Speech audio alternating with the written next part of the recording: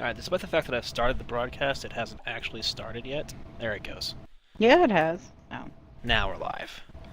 Okay, so we are back once again. Tonight we're going back to the backwards compatible sale of many weeks ago now, which started this whole... are we going to call this a fiasco? Yeah, let's go with fiasco. I think that's probably fair. We could use experiment. But that reminds us of Encleverment Experiment, and that brings us right back to fiasco. That's true, that's true. So, the fiasco for tonight is Gin Rummy, which is basically exactly what I expect it to be. It's going to be a video game version of a card game of Gin Rummy, which is a classic game that I've played a lot in real life. This is a game I played a ton with my grandparents when I was growing up. You know, my parents would want to go away for a weekend, and they drop me off with my grandparents, and my grandparents would be like, what the heck are we going to do with a kid? We're out of the kid-raising age range. We don't know what kids these days like. So they sit me down with a TV or a movie and try and entertain me, and it was awesome. It was great for me. But then, you know, we spent most of the time playing Gin Rummy.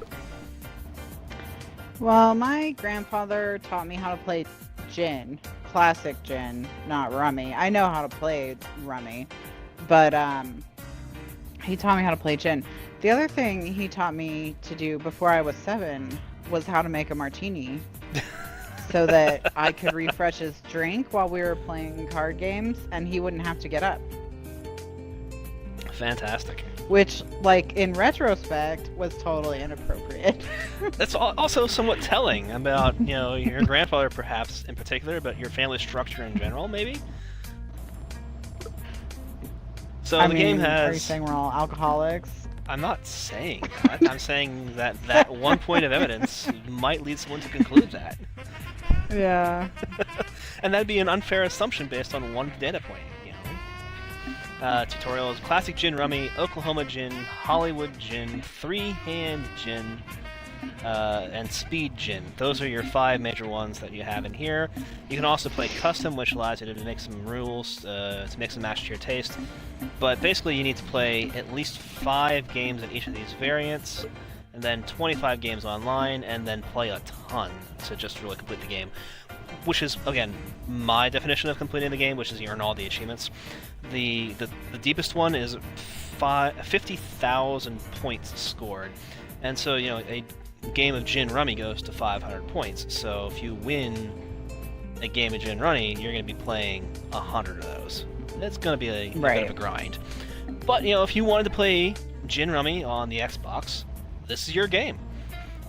And it was on a deep discount sale, in the backwards compatibility sale. It's playable now on the Xbox One, which is how we're doing it. And we're going to have a look at it. We can try multiplayer and see if it actually works, unlike that other game, which I can't even remember what it was. Was that Domino Master that was so bad? No. Well, the chess... Oh, Domino Master I don't think worked at all. Right. It didn't work at all. And then the chess was, you know, delayed. No game Did you ever get a response? I actually haven't checked back. I went back to it and I did some more of the puzzles. I solved a whole bunch of the mate and 5 puzzles. Not all of them that I tried. I went to one that's like, nah, it's 30 tries and I haven't figured this one out. I'll come back to it later. But I went through a bunch of the other 5 moves and I completed those. And I didn't see whether or not my correspondence chess guy has gotten back to me. He's going to be like, dude, this sucks. It's like, I hate this Xpovos guy. He never moves! Chess. Correspondence chess. What a strange game. The only way to win is not to play. It's true. It's true. So, I know Classic Gin Rummy best. Oklahoma Gin, still 500 points. Let's see what that's all about. Or should we actually stay with something we know first? I don't know. I mean, do you want to start out incompetent or just end up there? Yeah, we're gonna end up there one way or the other, right? So. Right.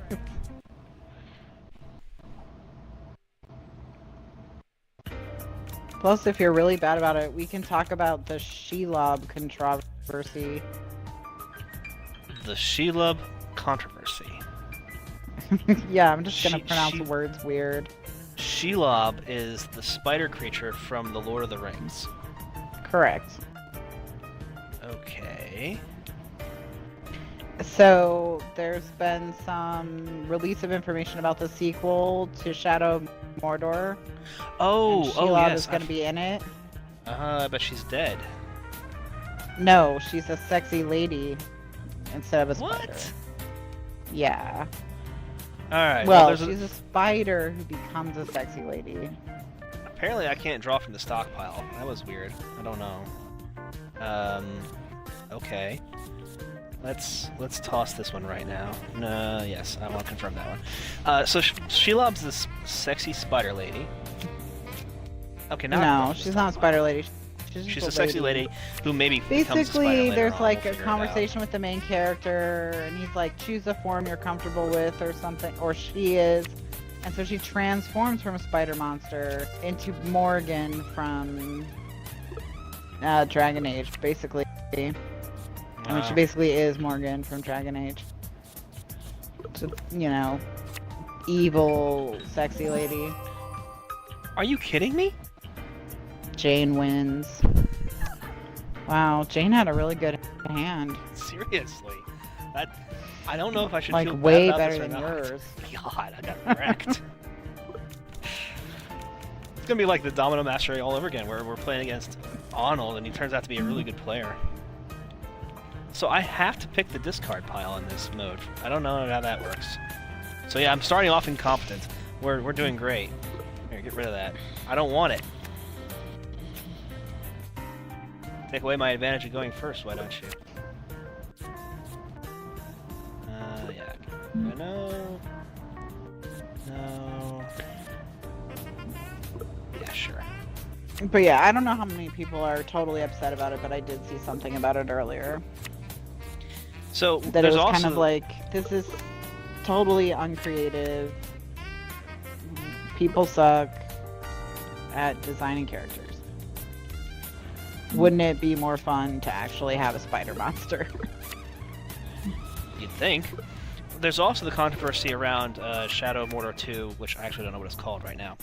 But Shadow of Mordor, where that game is going to have microtransactions in it, and that was a kind of a big deal. Yeah, it is.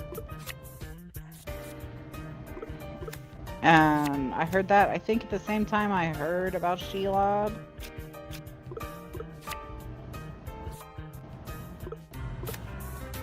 It's gonna be a $60 game with microtransactions. And we all know how I feel about those. Right, you know, either be a $60 game or have microtransactions. Okay, so the variant here only lets you go down one. That seems to be the thing. So my queen of diamonds that I really want, I can't get anymore. I screwed that up.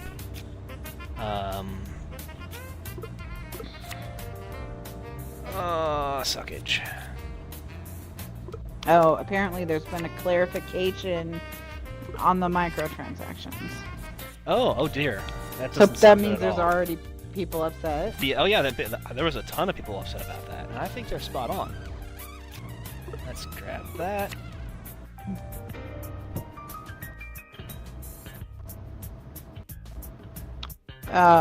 War chests. Is what they are. Loot boxes, basically. Right. I'm trying to see what they're gonna clarify. Apparently So it's the same old, same old. All of the items are available by blah blah blah. You know, it just gets them, you just get them faster. I'm done. Okay, here's the I am clarification. done.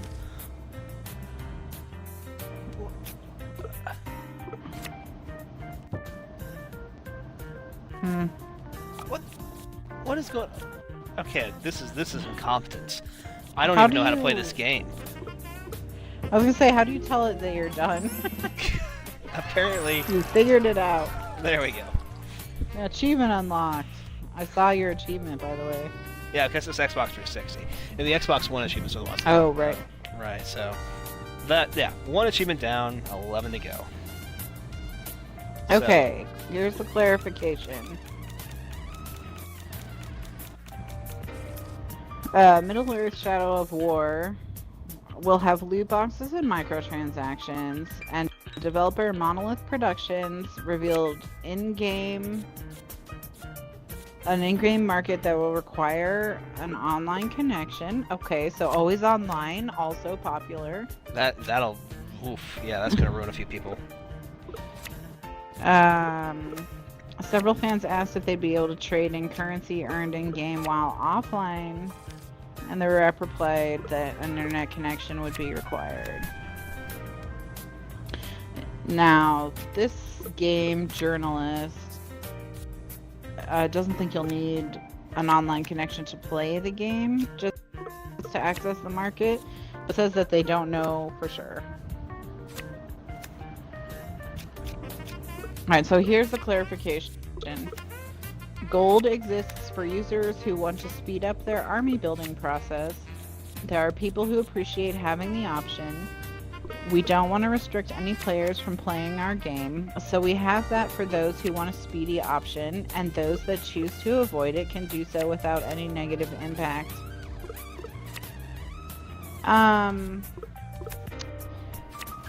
You know, we've talked about that's not before. a thing. If you want people to have those options, just put those options in your game, man.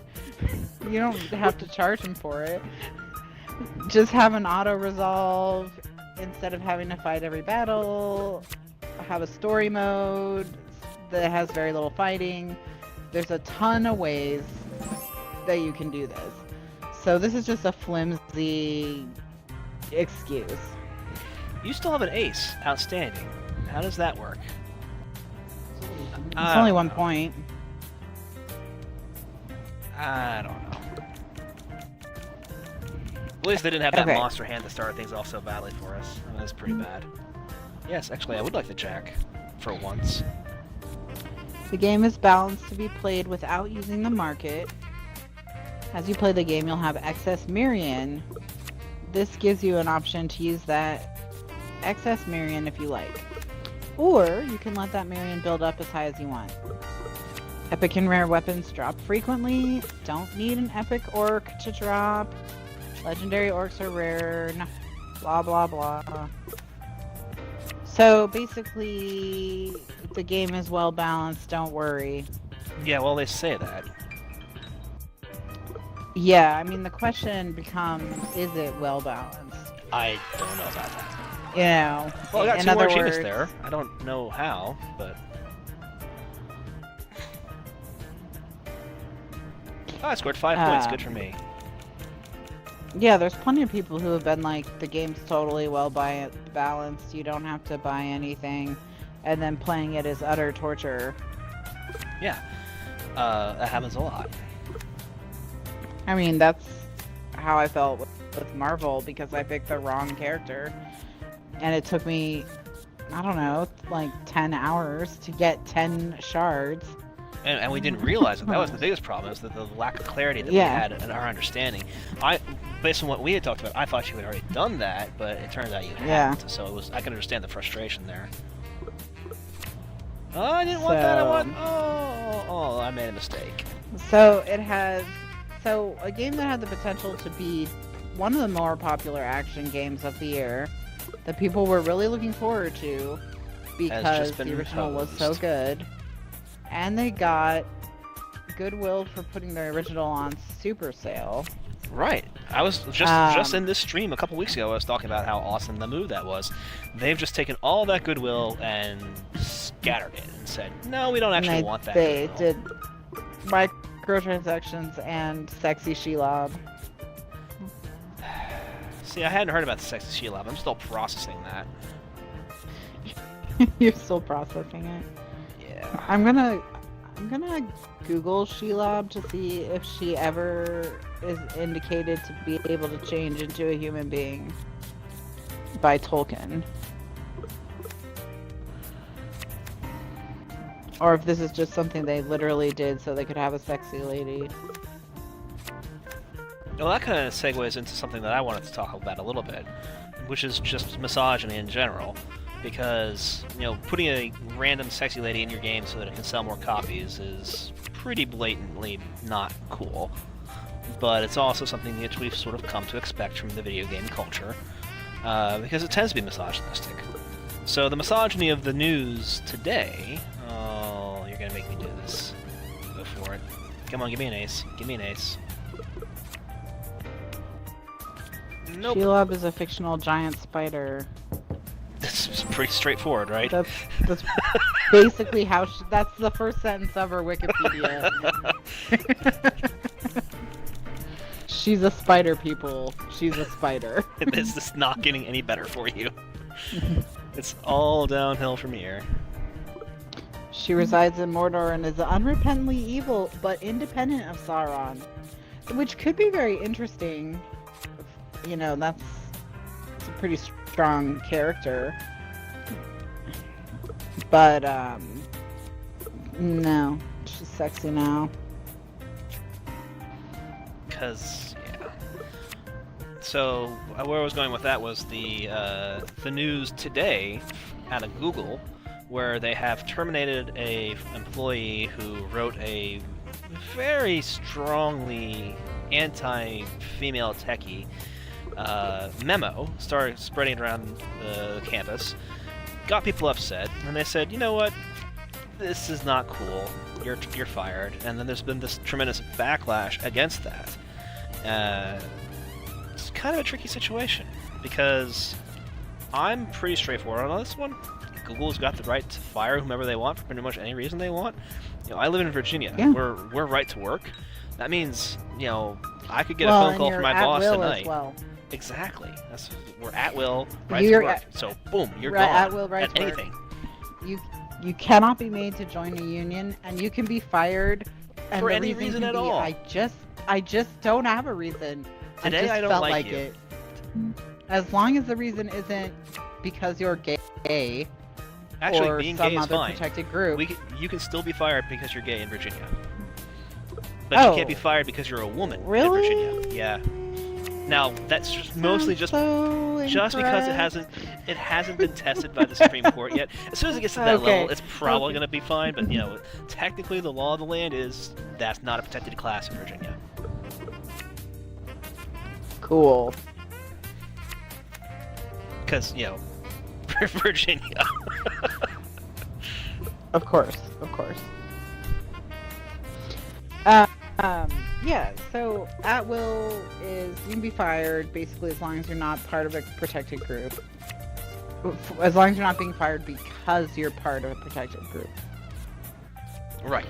You can still be fired if you are part of a protected group because of other reasons, like, hey, Mr. Gay Man who doesn't show up to work ever, you're fired because you're always tardy, not because you're gay. Right. So let me get this straight. A man at Google complained about how women in tech are the worst and got fired for that.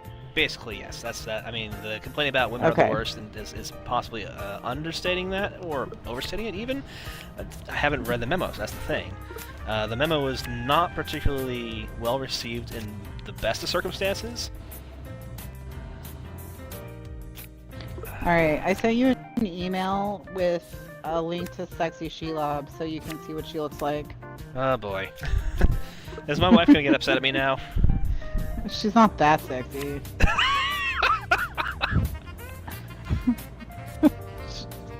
She does have some scraps of clothing clinging to her. Oh, I don't want to let this go. She's no sexier than Bayonetta. Alright. Well, Bayonetta was one of our games with gold this month, so I have that now too. Oh, that's right, you do have Bayonetta now.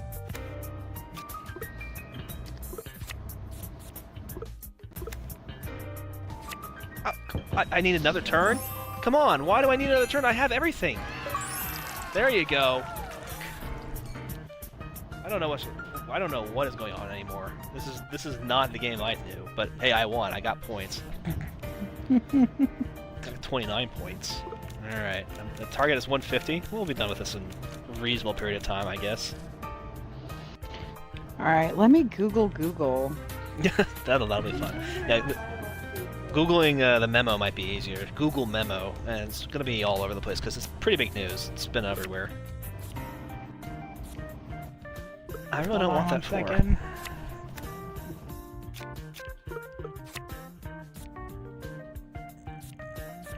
It's not the right color.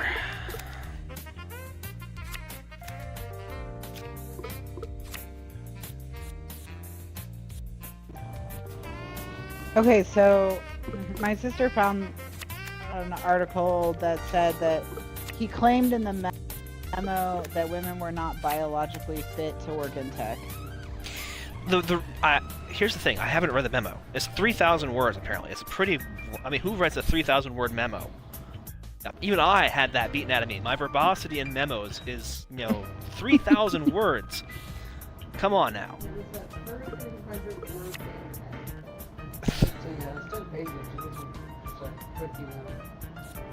So the thing about this is that my understanding is, again, my understanding because I haven't read it, he said that women, the biology of women is a factor for why they're not represented in the tech community to the extent, and this push that Google is making for an open culture with a equal number of men and women is detrimental because you're going to end up with subpar candidates because women don't belong in tech because they don't push for it.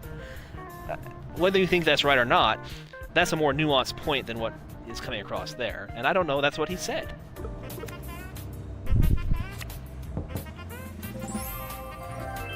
I don't know, I'm skimming through the New York Times article on it.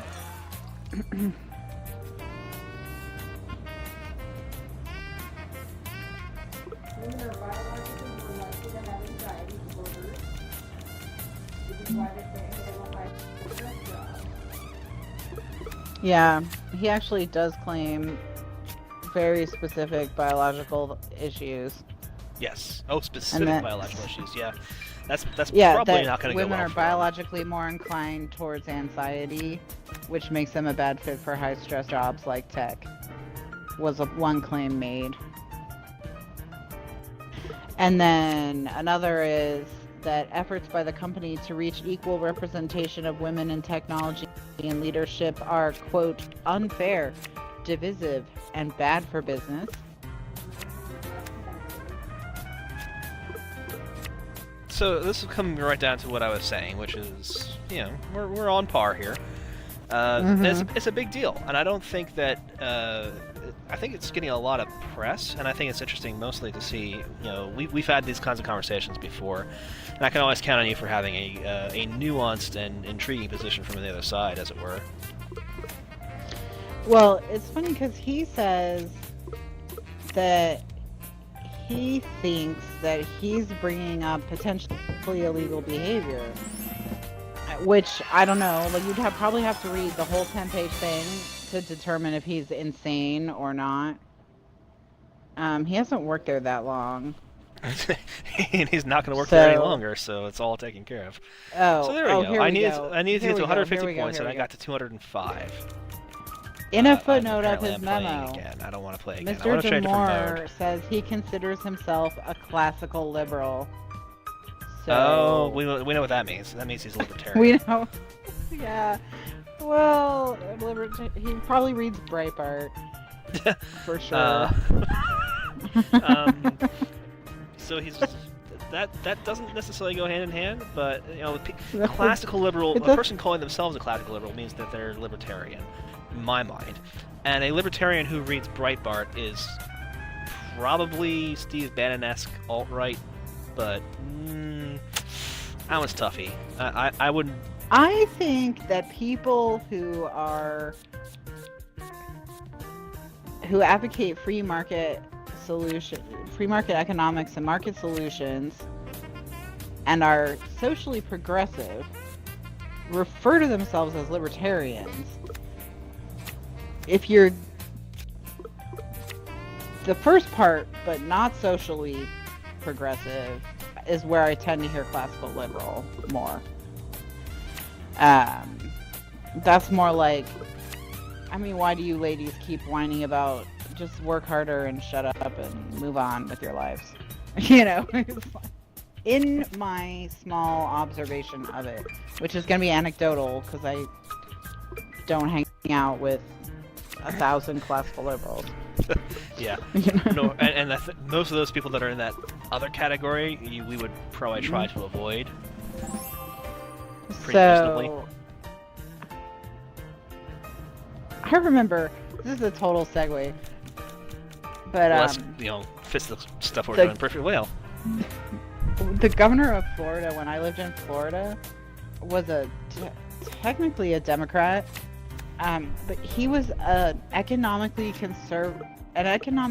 liberal, socially conservative Democrat. And I was just like, how do you exist? Like, Yeah, it's like the who's complete voting backwards. for this? Can I not use my Ace of Spades on my King of Spades? Apparently, I can't use my Ace of Spades on my King of I Spades. guess you can't go around the corner. But it's not going around the corner. It's high. I always kind of maybe it's this variant, and I'm not familiar with this variant. All right, 6, 7, 5, 6, 7, 9, 10, Queen, King. Well, if I can't go around or build to the 13, then I don't want the ace at all. Yeah, I will take that. 5, 6, 7, 8, 9, 10, and toss the king now, because now I have 2 queens and 2 4s.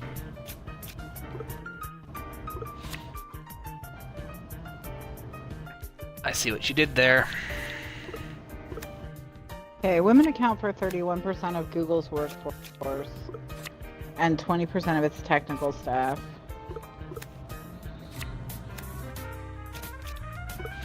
So the 21% is the number I heard earlier today. 21% of their technical staff. Now, their technical staff versus their workforce. What does that breakdown actually mean? I don't have any. It means context. the other 10% are answering phones and making photocopies, being good little secretaries. That's probably what that means. There's some kind of support staff. Good little sex cherries? Or they could work in PR, I guess, or something like that. But I assume that it's sexist. Well, that would be the assumption that a lot of people are making probably with this memo situation. So yeah. All right, I have 3 4s. Let's get rid of the king then. I mean, if the ace doesn't go around the corner, then I have to not have the king. So basically, all the usual suspects are supporting him. Yes. You know, and all the usual suspects on the other side are denouncing him and denouncing Google, right. Even though they terminated him. And then the usual suspects on both sides are denouncing Google for not handling it right. Some are like, "How did you hire him in the first place?" And some are like, "Well, you shouldn't have fired him." And others are like, "Well, you needed to fire him, but you should have done a better job of firing him because this wasn't how you handled it. Wasn't actually that great." And it's like, no one is happy in this situation. Which means he was Google fired probably did it for about right. advancing harmful gender stereotype in violation of company policy. That's a pretty bad reason. I mean, I don't know how else to be fired would make people happier. I mean, I think that's pretty. I'd say he was fired because he's a dumbass, and he was creating an unhealthy work environment with his 3,000-word memorandums. I guess that's true. I mean, hostile work environment would have been another reason to fire him, but you know, whenever a company can be like, well, that was against our terms of whatever, that's always good because that's fired for cause. And it's oh, he has a section entitled TLDR. Which I'll just read you that. Google's political bias has equated the freedom from offense with psychological safety, but shaming into silence is the antithesis of psychological safety. This silencing has created an ideological echo chamber where some ideas are too sacred to be honestly discussed. The lack of discussion fosters the most extreme and authoritarian elements of this ideology. And he has bullet points for extreme and authoritarian. Extreme, all disparities in representation are due to oppression. Authoritarian, we discriminate to correct for this oppression. Differences in distributions of traits between men and women may in part explain why we don't have 50% representation of women in tech and leadership.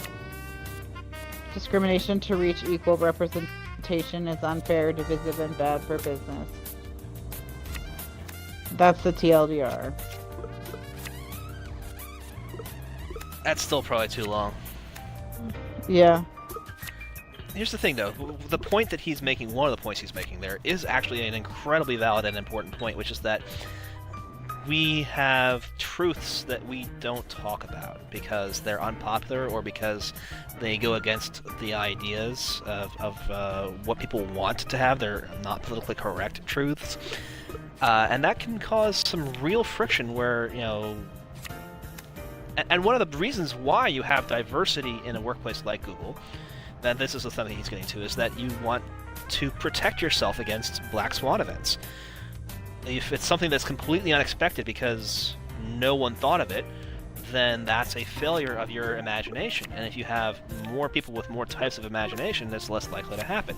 You have diversity of gender and biology to help prevent against disease outbreaks and stuff, but you need diversity of thought for an intellectual company. And something like what he's complaining about, stifling intellectual diversity, will actually stymie Google in the long run, and that's really, really bad.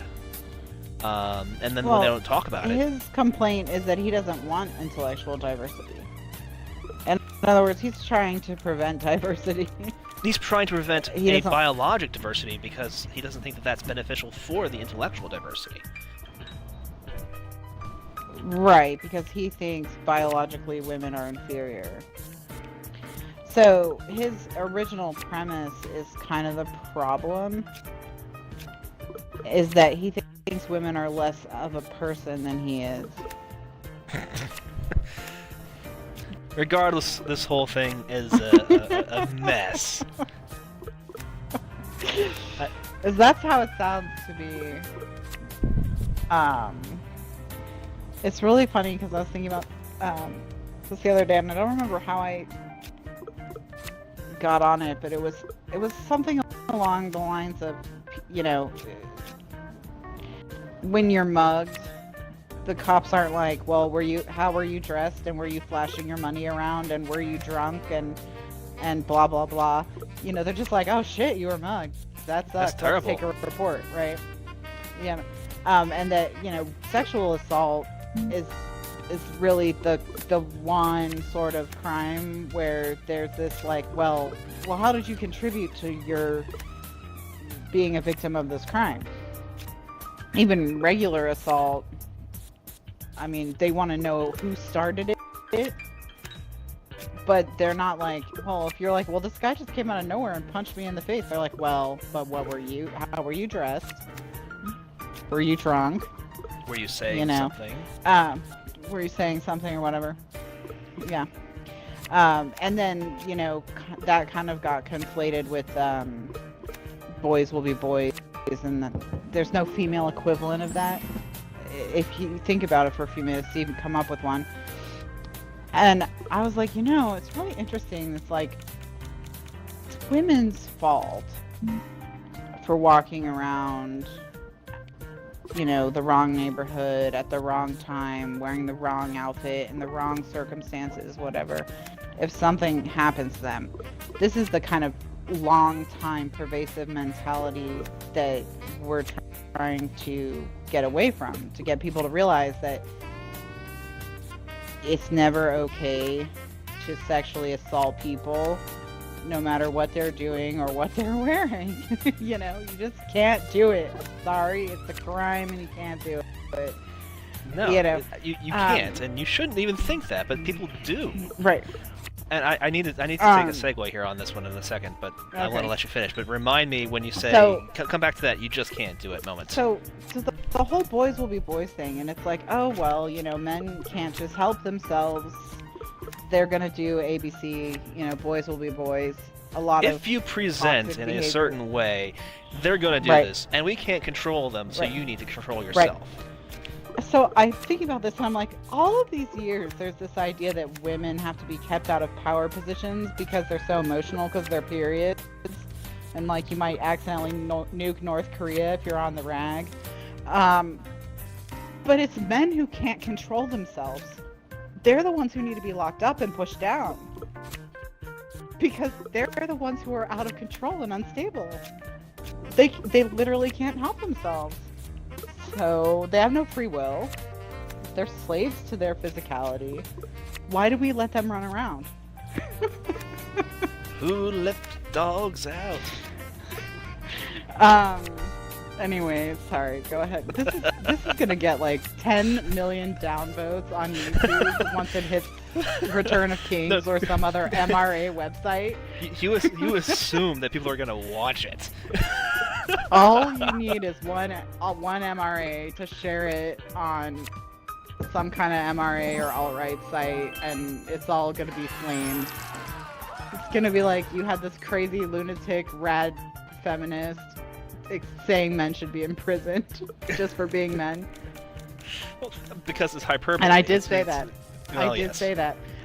You're taking the argument and you're turning it against itself. That's please reductio ad look absurdum. it up if you don't know what it means.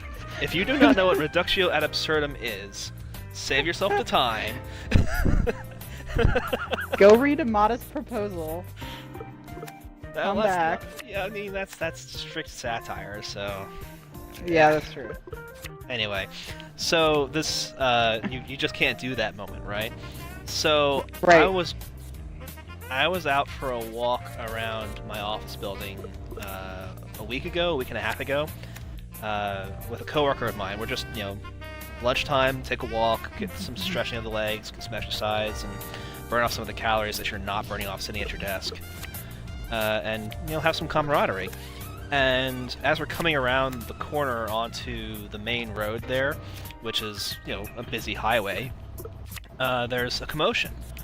And we see, oh dear, there's been an accident. So, my coworker suggests, maybe we should, not be going this way. Let's go this other way and get back to a safe spot. And I was about to agree with her, but I noticed that the reason why there's commotion is because there's been an accident, and the commotion is just boiling over right as we're turning the corner. Oh dear, that's not gonna be good. Oh, this is a horrible... Ooh.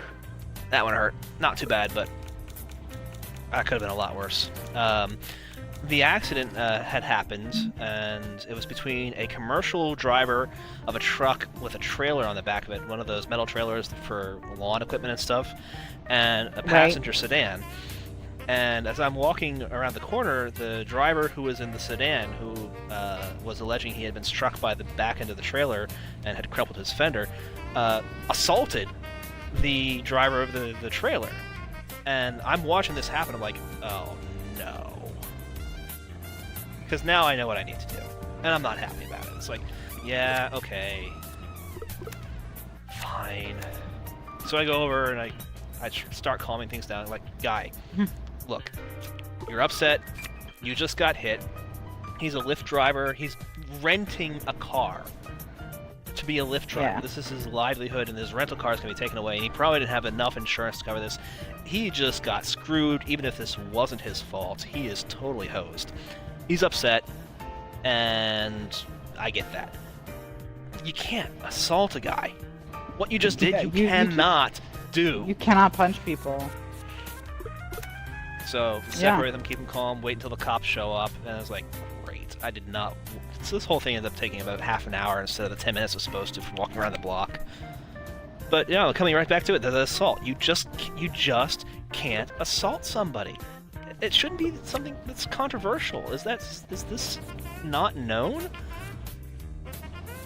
Well, there was that study where, they asked men if they would commit sexual assault if it wasn't called rape. Basically, it was like, would you rape a woman? And they're like, no, that's crazy. And they're like, would you forcibly penetrate a woman against her will? Yeah. Just don't call it rape, And because and rape has the stigma. What do I want? The stigma, right?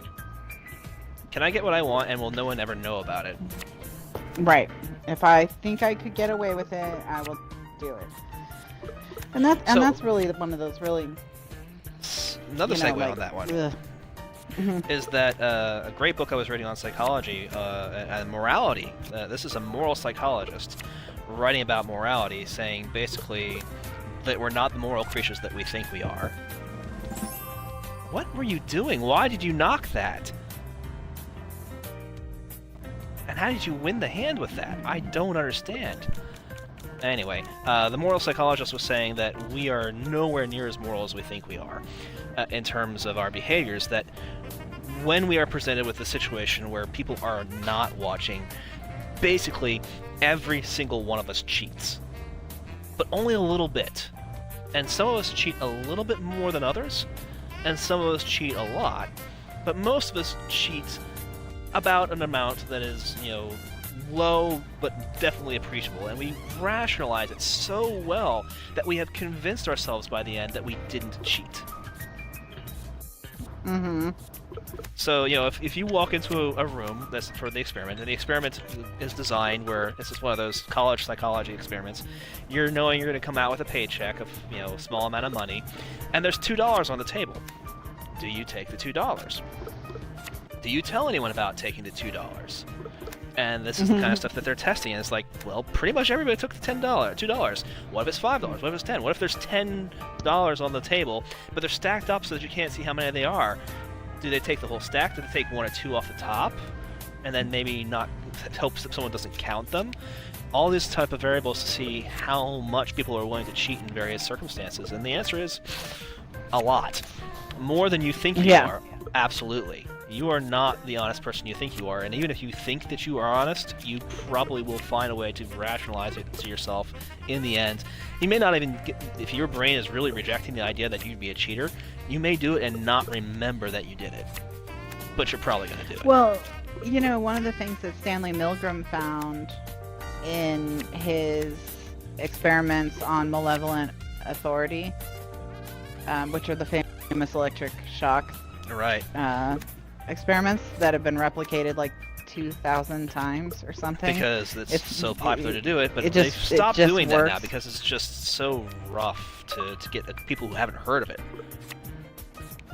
Apparently, even if people know they have the same sort of like if the do more it or they don't know, do it the more that they know, the more the likely rest of they the are population. the two keep going, because they're like, well, I know that nothing actually is going to happen. The appeal to authority is stronger in those circumstances. Well, yeah. In other words, it's exactly the same whether they know or don't know. That the experiment has the same results years later, even though everyone knows about this experiment. And Stanley Milgram eventually developed, after working with this and similar experiments, that he thinks people fall into two groups: people who obey authority and people who don't. And that may sound really basic. That's deep, Milgram. But it's actually like your awareness of which type you are does not change your behavior. So the people who are likely to adhere to authority, even if they know they're the type of people to adhere to authority, they can't stop themselves. And whether this is from conditioning or whatever, genetics, some combination or whatever, people either accept authority or they don't. And knowing which one you are doesn't change your behavior. And it's, a variety of different reasons, probably. I mean, sure, it's incredibly complicated why a person would adhere to authority or not. Well, I screwed that up. Now I've committed myself. I'm waiting for the ace. I hate this position. This is why I always try to make sure I have at least one run in the hand. At least 3 sevens now. I'm gonna get rid of this one. It's completely worthless. I think... Sorry, I started talking about the game. Thing. Yeah, no.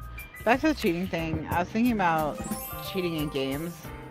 And it's kind of like how in The Sims, everyone uses that motherload cheat because it's so annoying to try and use to earn your own money in The Sims. I've actually that's never just even heard of this. basically... The last time I played The Sims was The Sims, like the original Sims game. Oh, the original. So I don't know what you're talking about. So the original Sims game had a way to type in coding cheats that the QA people and developers used to, you know, get Test a bunch things. of money to test how different things worked, whatever. And it was left in the game, and the cheats were eventually made public, and there's stuff like you can't die, or 50,000 simoleons is one of them. Oh, now that you and mention that, they've now never you gotten rid call of it. that. I think I know that one. I don't remember if I used it, but the fact that I know it means I probably did at one point try it out. So they've kind of kept them. Well, they haven't kind of. They have kept them. So in future iterations of the game, the way to cheat, even though they don't need to anymore, you know, because people just that's how people play the game. It's an expected thing if it's They not don't. there. Right. Yeah, like if I fired up The Sims 12 and they were like, well, we've just decided to get rid of cheats and now you have to earn all your money, I'd be like, oh my god, what a pain in the ass. Although I don't know what Sims they're on. I haven't played Sims in a long time. 4, I think? Sounds right.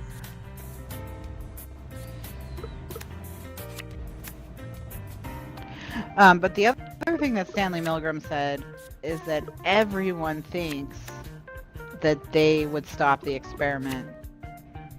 Nah. Everyone's I did it again. convinced that they would walk away. I had the winning hand and I threw it away.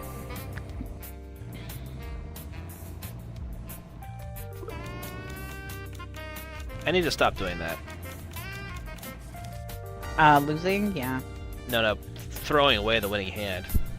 It's like, I'll make this Yeah. play. It'll be fine. It usually isn't. Wait, why does Jane have 0? Because those are the game points. You play to 150 points for the game, and then if you don't win the game, you don't get any of your points, I guess. So I've won 2 games, one with over 200 points and one with 100 and some points, because it's still 150. So because I've won both games, I'm keeping all those points, apparently. Seems harsh. Okay, sorry. I didn't actually hear the explanation because my Xbox froze. See, but I don't What care. am I doing? What am I doing? I'm throwing points away. Please don't repeat it. Yeah, I will not repeat it for you. Just for you. Thank you. Okay, so anyways, now that we've enraged everyone, I don't even know. We talked about rape. Good job, us. Again. Yeah, we should probably stop doing that. We're gonna get a reputation. Yeah. Okay, so Disney is pulling out of Netflix. Yeah, that was the other thing I had mentioned as something to talk about tonight. So that's And that not was- surprising. That's because they bought some competitor of Netflix. that probably that no one has ever heard is- of before. Used to be owned by Major League Baseball, Oh wow. or maybe still partially is. And Netflix, ow, kitty, ow, ow, kitty. Oh my god. She clawed me because she stretched and I'm done clawed here. my poor delicate stomach skin. Let me see if I can find the thing. Disney cancels Netflix. Now, Disney cancels Netflix in 2019. Yes. So, So the, it's a the, wa- the it's a content ways that is off. on Netflix is still going to stay there until 2019. And they're still going to produce new content using Disney's IP via Marvel on Netflix for the time being. Those contracts haven't changed, but yeah, it's a bit of a mess. Now, both Disney and Netflix had a stock drop from this. Right. No, the investors were not happy with either one of them. With either company. Netflix was down 4% and Disney down over 3%, but not quite 4, not to 4. So they both people equally pissed at both companies. So my thing on this is that Disney has a ton of content, this makes a lot of sense for them from that perspective.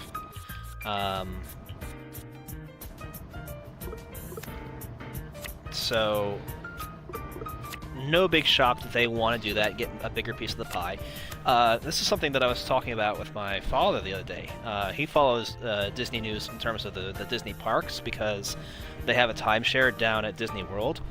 And on the Disney World expanse of land, which is huge, they're going to have a service called minivans, M-I-N-N-I-E vans, which is basically going to be like Uber or Lyft, to sort of replace the bus system that they've had.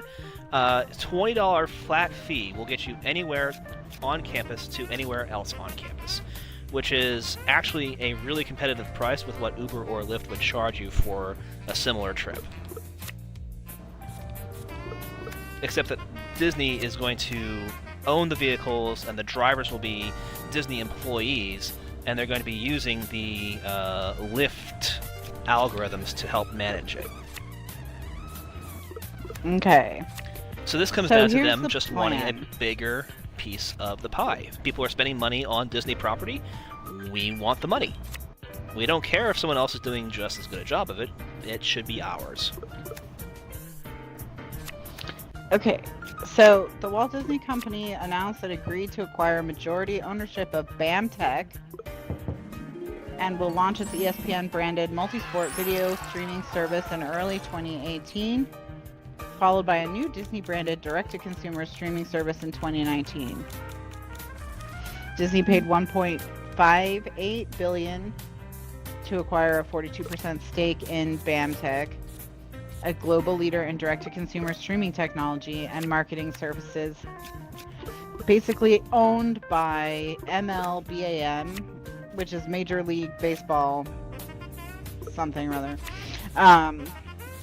So yeah, they bought it from MLB.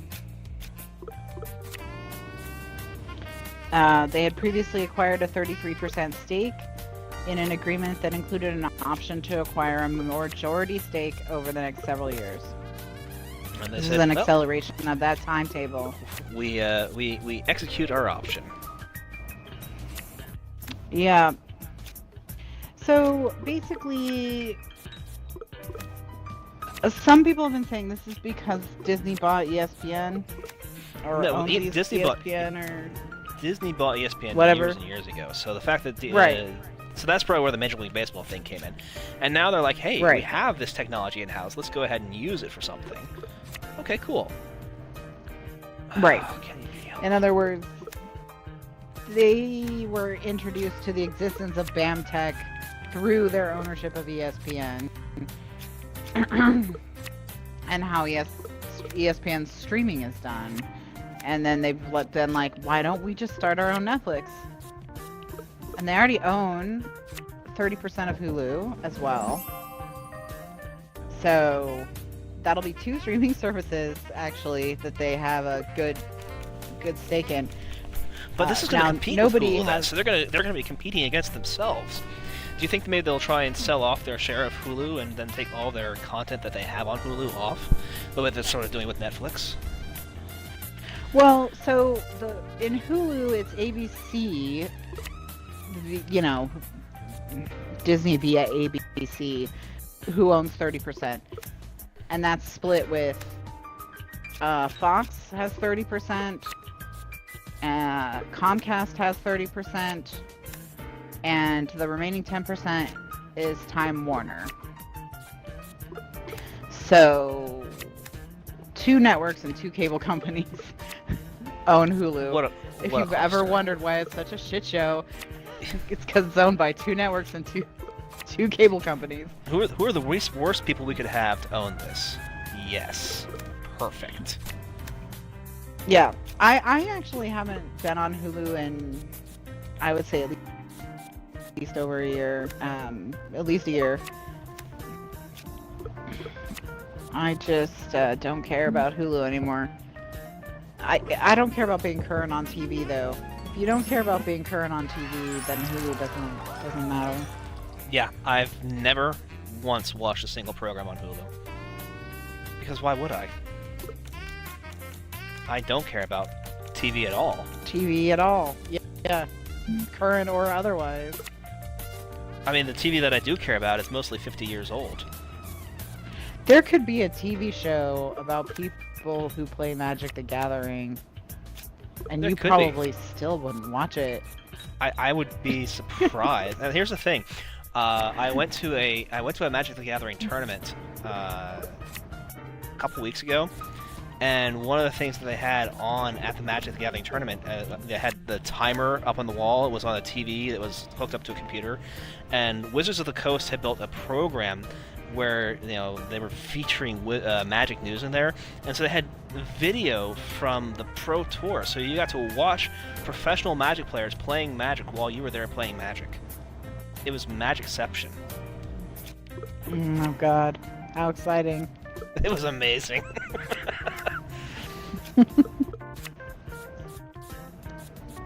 I mean, obviously not for a lot of people, but Sorry, was the silence too loud? Just...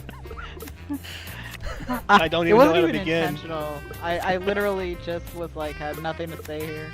No, there's like, wow.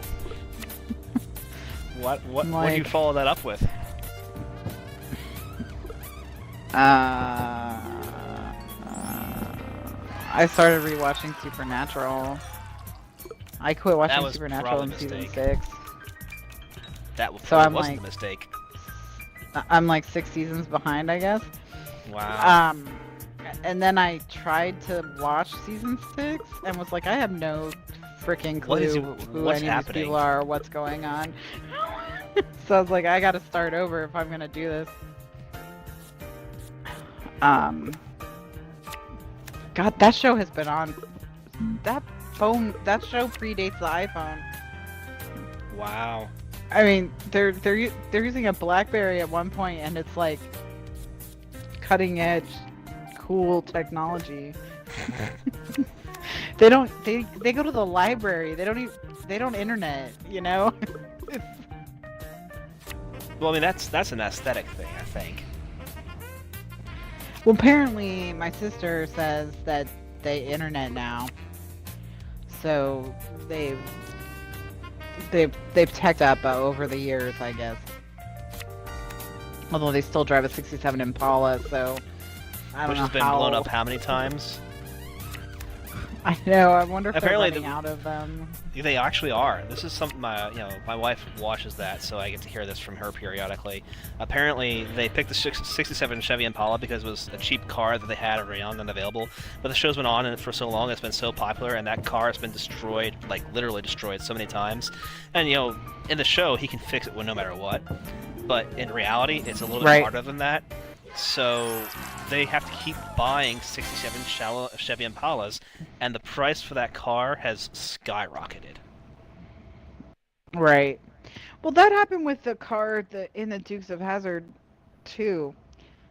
They just picked a car that they could get a bunch of and wreck, but then they eventually wrecked so many of them that it was kind of a problem. Yeah, you just run out. And so George I Miller won 3 matches in a row at one target 150, which required a lot of hands, and I won the game, and now I can go back to menu. And it's like, good job. Yay! I've earned 500 of the 50,000 points I need, and I've played one game of one variant, I think. Wow, Yay. you're 1% of the way there. So I'm 1% of the way there, and it took us an hour. An hour? What? Our hour is up. And just like any good therapist will say, we'll see you next time. let's put a pin in that for next week. Inappropriate stuff again. Every week. Inappropriate stuff at an intellectual level. That's our brand. We should probably get a better brand. Yeah, I don't know if we can. It's kind of who we are. It's too late for us. Too late for us.